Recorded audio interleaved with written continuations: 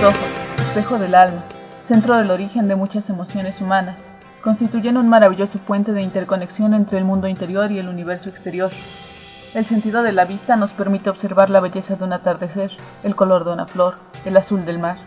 Por otro lado, el 80% de la información que recibimos entra a través de los ojos, no solo las imágenes, sino también las sensaciones que las acompañan. Por eso es muy importante que el sistema visual sea eficaz, porque afecta el aprendizaje e incluso el comportamiento. En el caso de la lectura, el 100% de la información que entra es puramente visual. Los trastornos de la visión son sumamente frecuentes y se presentan a cualquier edad, y abarcan una gran variedad de alteraciones que van desde una visión levemente defectuosa hasta una francamente deficiente. Esta última es incapacitante y en caso de presentarse produce una carga emocional importante. Es necesario conocer qué es y cómo funciona el sistema visual para poder pretender corregir y evitar sus alteraciones, defectos o limitaciones. Los primeros estudios sobre los ojos y su relación con el cerebro se remontan a los trabajos de Almeón de Cronta en el siglo VI a.C. Probablemente Herófilo de Alejandría, en el 300 a.C., fue quien describió por primera vez la retina. A partir del Renacimiento surgen los grandes anatomistas y con ello el conocimiento del sistema visual se profundiza. Con la aparición de los microscopios en el Barroco, la estructura del sistema visual en general y del ojo en particular va cediendo paulatinamente sus secretos. A continuación conozcamos más a fondo cómo trabaja el sistema visual. La forma del ojo humano es similar a la de una esfera de alrededor de 24 milímetros de diámetro. Su función es la de producir una imagen óptica sobre una capa de células sensibles a la luz. El sistema es como el de la cámara fotográfica.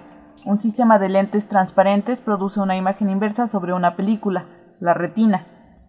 Para formar las imágenes del mundo exterior sobre la retina, el ojo está dotado del aparato de refracción, al que sobre todo constituye la córnea y el cristalino, los cuales focalizan la luz que posteriormente atravesará el cuerpo vítreo y finalmente será absorbida por los fotorreceptores.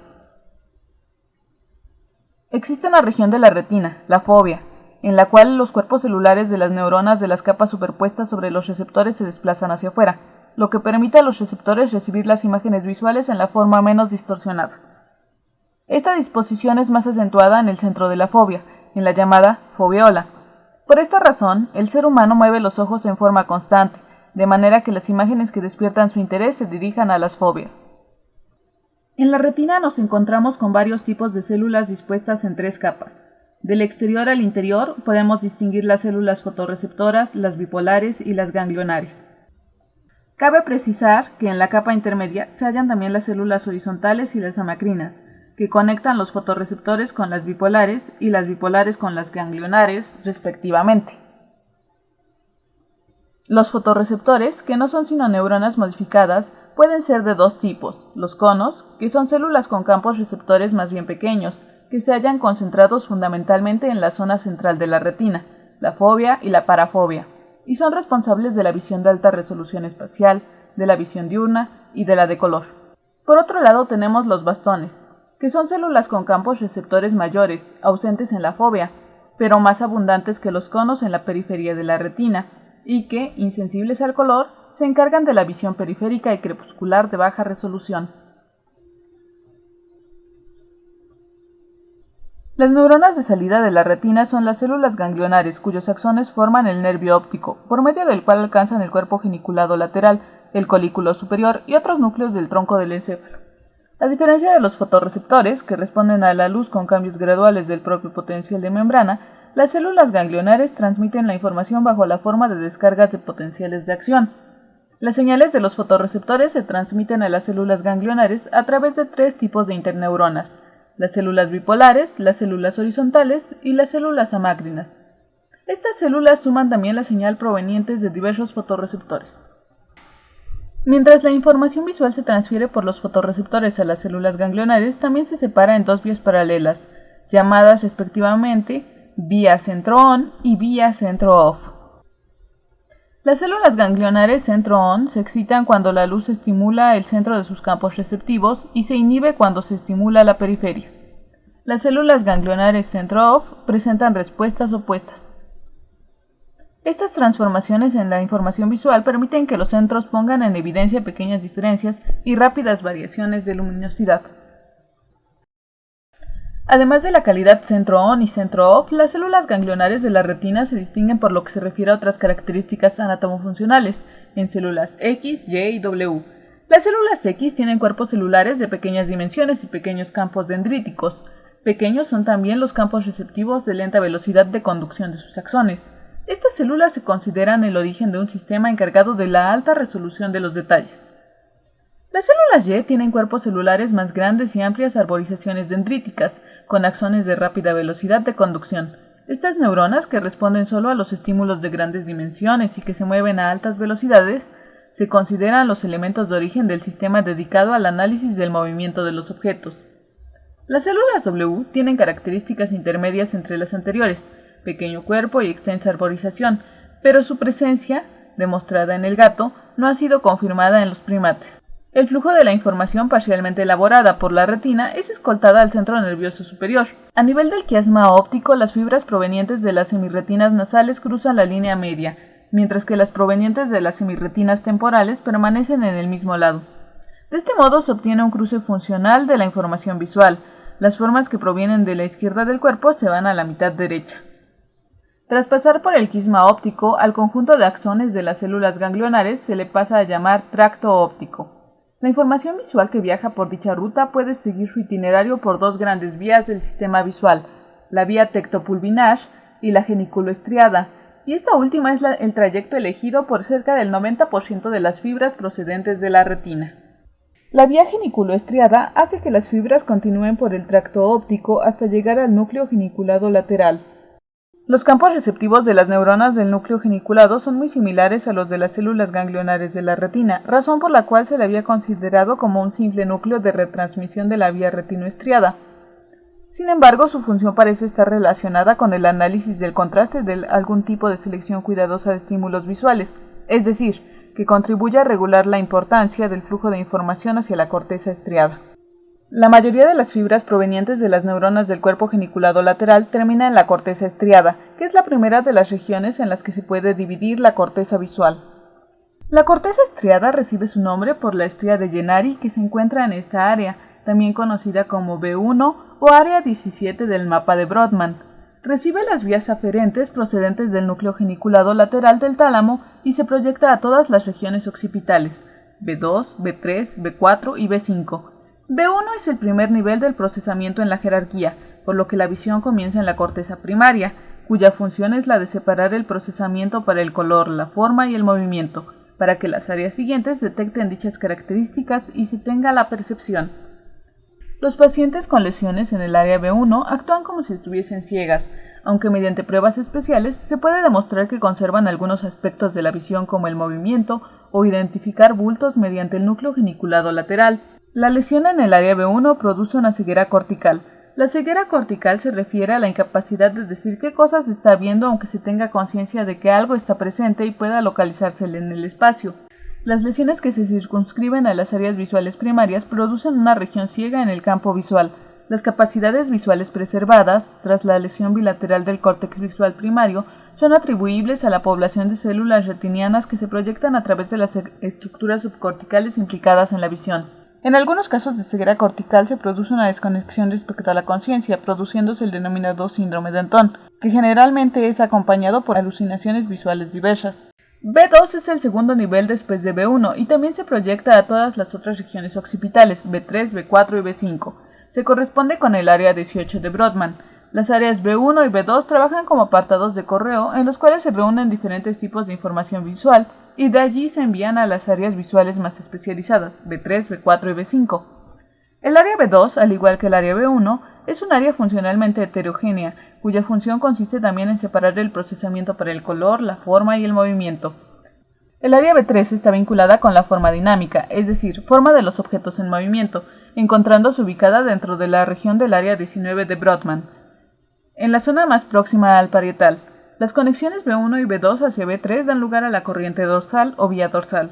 La lesión del área B3 altera la identificación de la forma de los objetos cuando se están moviendo, pero no la identificación de que un objeto se está moviendo. La lesión en B3 no hace desaparecer la capacidad para identificar las formas de los objetos, ya que esta también se lleva a cabo por B4.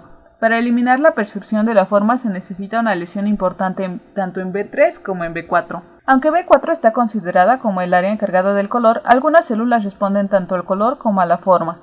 Se encuentra ubicada en el área 19 de Brodmann, en la zona más próxima al temporal. Las personas que sufren una lesión del área B4 pueden ver solo sombras en gris, no pueden reconocer ni el color ni la forma. Además de percibir los colores, tampoco pueden recordarlos ni imaginarlos. Básicamente, la lesión del área B4 produce una pérdida del reconocimiento de los colores o de la capacidad de pensar en color. La capacidad de identificar la forma no se pierde totalmente si se encuentra preservada en el área B3. B5 es el área encargada de la percepción del movimiento de los objetos, independientemente de la forma. Se encuentra situada en el área 19 de Brodmann, en la región temporoparietal. La lesión del área B5 altera la capacidad de percibir los objetos en movimiento, independientemente de la forma que estos tengan. Los objetos en reposo pueden percibirse, pero cuando comienzan a moverse se desvanecen. Así, por ejemplo, un paciente que sufre una lesión en esta área tendrá dificultad para verter el té en una taza, porque el líquido parecerá estar congelado, y no podrá dejar de verterlo porque no sabe hasta qué nivel el líquido ha subido. Desde las áreas B1 y B2 surgen tres vías relacionadas con las áreas B3, B4 y B5. La conexión entre B1 y B2 con B3 da lugar a la vía occipitoparietal o corriente dorsal, que participa en la acción visual ejerciendo una función en la guía visual del movimiento, y se dirige desde el área B1 hasta las áreas visuales temporales. La conexión de B1 y B2 con B4 da lugar a la vía occitotemporal o corriente ventral, que está vinculada a la percepción de los objetos incluyendo el color. La conexión entre B1 y B2 con B5 da lugar a la vía del surco temporal superior o corriente del surco temporal superior, que es importante en las funciones visoespaciales y sus áreas corresponden a distintas combinaciones de vías aferentes, auditivas y visuales. Si bien es cierto que los lóbulos occipitales son los centros de visión, también es cierto que el procesamiento visual no solo tiene lugar en los lóbulos occipitales, sino también fuera de ellos. El procesamiento visual en los seres humanos no termina en las áreas B3, B4 y B5, sino que continúa dentro de las múltiples regiones visuales en los lóbulos parietal, temporal y frontal. Von Econom describió en el hombre tres áreas parietales posteriores, PE, PF y PG, siendo PG un área fundamentalmente visual, con una expansión importante en el cerebro humano que recibe vías aferentes polimodales, es decir, información visual, auditiva, oculomotora, vestibular. Esta región tiene un papel importante en el control de conductas guiadas, especialmente en la relación con la información visual y táctil. Asimismo, la alta conectividad que presenta con la región prefrontal indica que esta relación frontoparietal es importante para el control de las conductas guiadas espacialmente. El aumento en el tamaño del área PG es de interés, ya que esta región es anatómicamente asimétrica en el cerebro humano, siendo mayor en el hemisferio derecho que en el izquierdo, lo que indica una mayor participación del hemisferio derecho en el componente visual que el izquierdo. La sintomatología de las lesiones parietales posteriores es muy amplia y compleja, como puede desprenderse de su conectividad con diferentes regiones cerebrales. Un paciente puede mostrar signos leves tras la lesión parietal posterior y otros, sin embargo, muestran un cuadro clínico bastante florido con síntomas complejos. Aunque no se conoce exactamente cuál es la causa de la gran diversidad interindividual, debemos tener siempre muy presente este aspecto, especialmente cuando consideramos las lesiones parietales derechas. No obstante, es posible identificar diferentes tipos de alteraciones frecuentes, como el síndrome de Balint, negligencia contralateral, dificultad en el reconocimiento de los dibujos en imágenes poco familiares, apraxia, dificultades con el dibujo, problemas con la atención espacial y trastornos en la cognición espacial. El síndrome de Valiant es un trastorno adquirido que se caracteriza por las dificultades de percibir el campo visual como un todo, manteniéndose el reconocimiento de las partes. Se produce por lesiones bilaterales del parietal posterior y zonas parietoccipitales. Cuando Valiant escribió por primera vez en 1909 un paciente cuya lesión parietal bilateral se asociaba con síntomas visuales peculiares, el paciente tenía campos visuales completos y podía reconocer y utilizar y nombrar objetos, dibujos, colores normalmente. Sin embargo, tenía tres síntomas inusuales: parálisis psíquica de la mirada o apraxia oculomotora, restricción espacial de la atención y ataxia óptica, que consiste en la dificultad de alcanzar los estímulos representados visualmente, mientras que los estímulos no visuales se localizan correctamente. La negligencia contralateral es un trastorno perceptivo resultante principalmente de las lesiones parietales inferiores derechas. Algunas veces se ha observado también tras lesiones parietales izquierdas, frontales, infartos talámicos y lesiones en ganglios basales. Se produce en la estimulación visual, auditiva y senestésica del espacio opuesto a la lesión. Las principales características relacionadas con la negligencia contralateral son: los pacientes desatienden visual, auditiva y somestésicamente el lado izquierdo de su cuerpo y del exterior. Hay apraxia constructiva, discapacidad topográfica, agnosia. La apraxia es un trastorno en el que la pérdida del movimiento hábil no se debe a debilidad, incapacidad para moverse, tono postural o posturas anormales, deterioro intelectual, mala comprensión u otros trastornos del movimiento como el temblor. En la apraxia visoconstructiva o constructiva existe un trastorno visomotor en el que la organización espacial se encuentra alterada. Los pacientes no pueden realizar tareas de construcción con cubos, montar un rompecabezas, dibujar copiando o sin copiar al carecer de relaciones espaciales precisas. En la apraxia ideomotora, los pacientes no pueden copiar movimientos ni hacer gestos, por ejemplo, saludar con la mano, hacer como que están moviendo una cucharilla. Los problemas de atención espacial elemental son trastornos que presumiblemente ocurren en los primeros estadios del procesamiento visoespacial, pero su relación con los trastornos de más alto nivel de procesamiento está poco delimitada. A este tipo de trastorno correspondería, por ejemplo, la alteración de la percepción de la profundidad, la orientación de líneas y el no poder identificar pares de puntos en el espacio. La visión de profundidad es una clave importante para identificar la localización espacial de los objetos. Este fenómeno puede apreciarse con claridad si se intenta atrapar una pelota con un ojo cerrado. La percepción de la profundidad puede estar muy alterada en presencia de una agudeza visual normal. La lesión del lóbulo parietal derecho afecta la visión de la profundidad. Los trastornos de la cognición espacial consisten en alteraciones de las funciones visoespaciales de mayor complejidad, pero no llegan a formar un síndrome. La memoria de localización espacial, por ejemplo, se diferencia de la memoria visual de tipo perceptivo, memoria de objetos o caras, en el que se debe de recordar la posición del objeto en el espacio. Los trastornos visoespaciales incluyen todo un conjunto de actividades tales como olvidar dónde se ha estacionado, incapacidad de localizar los objetos dentro del supermercado que habitualmente compra, dificultad de poner los brazos o piernas en el lugar apropiado de las prendas de vestir, checar constantemente con el bordillo de la acera al conducir, ignorar la parte izquierda del espacio, dificultad de decir la hora con el reloj de agujas, pérdida de habilidad para conducir, dibujar o pintar. Dentro de las alteraciones visuales asociadas al lóbulo temporal encontramos las lesiones en el córtex inferotemporal, que causan déficits en muchas tareas de discriminación del objeto, pero no alteran las tareas visoespaciales. Dentro de ellas encontramos las agnosías visuales, que pueden ser la agnosia para los objetos, la agnosia para las caras, la agnosia topográfica, la cromatopsia y la alexia agnósica. La agnosia visual para los objetos la podríamos dividir en dos categorías: agnosia perceptiva y la agnosia asociativa. En la agnosia perceptiva están preservadas las funciones visuales relativamente básicas: agudeza, color, movimiento, existiendo problemas a nivel perceptivo, por lo que si falla la percepción no es posible el reconocimiento. El déficit fundamental reside en la capacidad para desarrollar una percepción de la estructura de los objetos.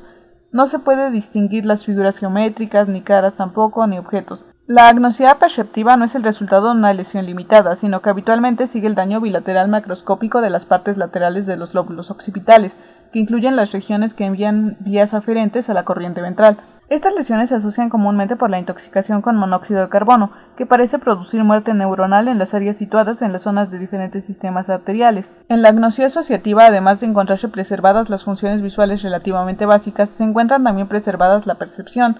Así, la característica fundamental es la alteración del reconocimiento a pesar de la percepción normal. La preservación de percepción se puede demostrar con tareas de apareamiento de objetos idénticos, dibujo de un objeto real presentando una copia o esquema del objeto, descripción lingüística de detalles. El agnóstico asociativo puede copiar un dibujo con precisión, lo cual indica que una percepción coherente, pero no puede identificarlo.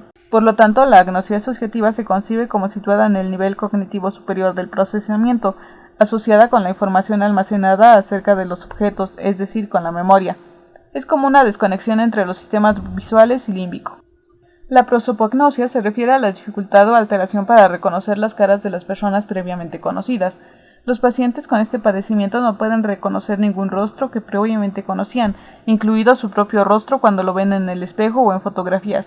Sin embargo, pueden reconocer a las personas por la información de los rostros, como una marca de nacimiento, el bigote, el peinado característico, la voz. La prosopagnosia se produce cuando existe una lesión bilateral en la región occipitotemporal. Los pacientes con prosopagnosia pueden estimar si las caras que se les presentan son humanas o no, si son de sexo masculino o femenino, la edad que tienen aproximadamente e incluso qué tipo de emociones están expresando la cara. Muchos de los pacientes con agnosia para las caras presentan además agnosia para los colores y para la textura, debido a la proximidad de las zonas corticales especializadas en estas percepciones. La prosopagnosia supone un fallo más general en el reconocimiento de las caras, considerándose que lo que se va afectando es la capacidad para identificar la individualidad dentro de un conjunto de objetos similares comprendidos dentro de una clase, como hombres o mujeres, automóviles, animales, etc. La agnosia topográfica se refiere a la incapacidad de identificar lugares y edificios concretos, aunque se reconozca que efectivamente lo que se está viendo son edificios, iglesias, parques, etc. También se presenta dificultad para reconocer los alrededores en los que vive el paciente. La acromatopsia se refiere a la incapacidad de designar el color como consecuencia de una alteración perceptiva. A pesar de ello, el paciente puede aparear colores guiado por el brillo y resolver correctamente los test de 100 matices de colores de Farnsworth-Mulvey. Las lesiones se observan en el área B4. Si la lesión, además de afectar la circunvalación fusiforme, afecta la cisura calcariana, se produce una ceguera del hemicampo que no permite comprobar la cromatopsia. La acromatopsia hay que distinguirla de la agnosia cromática, que se refiere a la incapacidad de denominar y designar los colores, siendo la ejecución en los test de percepción del color normal. Su lesión se encuentra en la desconexión entre el córtex visual derecho y los centros del lenguaje. La alexia gnóstica se denomina también alexia sin grafía, alexia pura o ceguera pura para las palabras. Desde el punto de vista de localización anatómica que produce el déficit, se puede llamar también alexia preangular por la situación respecto a la circunvalación angular. En general va acompañada de hemianopopsia, pérdida de la visión en mitad del campo visual, acromatopsia unilateral o agnosia cromática y afasia óptica. Tomados en conjunto, estos hallazgos tienen implicaciones importantes para nuestra comprensión de la percepción visual. Por ejemplo, sugieren que el sistema visual es bastante selectivo. Por otra parte, uno de los principales retos de la psicología ha sido y continúa siendo el proceso mediante el cual el ser humano es capaz de reconstruir y representar adecuadamente el mundo visual. Otro aporte que ha hecho el estudio del sistema visual a la psicología es el funcionamiento de los movimientos oculares y cómo estos actúan durante el sueño REM, para el procesamiento de las vivencias e incluso en aplicaciones más concretas como la hipnosis ericksoniana.